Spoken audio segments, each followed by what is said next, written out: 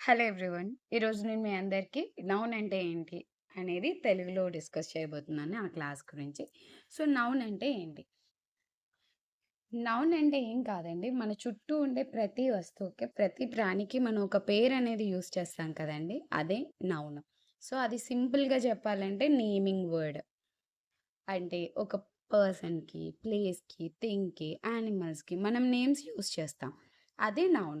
So, ఇక్కడ మీరు screen పైన చూడొచ్చు. Everything around us has a name and every name is called a noun. So, మన చుట్టూ ఉన్న ప్రతి దానికి పేరుంటుంది. ఆ పేరునే నౌన్ అంటారనమాట. ఇక్కడ మీరు కొన్ని ఎగ్జాంపుల్స్ చూడొచ్చు. Like a place. ఇక్కడ స్కూల్ అనేది ఒక ఎగ్జాంపుల్ ఇచ్చారు. School is a place. And park is a place. Library is a place. And temple అది కూడా ప్లేస్. ఇవన్నీ ప్లేస్ నేమ్స్. ప్లేస్‌కి ఎగ్జాంపుల్స్ అన్నమాట. సో, ఈ ప్లేసెస్‌ని మనం నేమ్ యూజ్ చేసే కదండీ పిలుస్తున్నాం.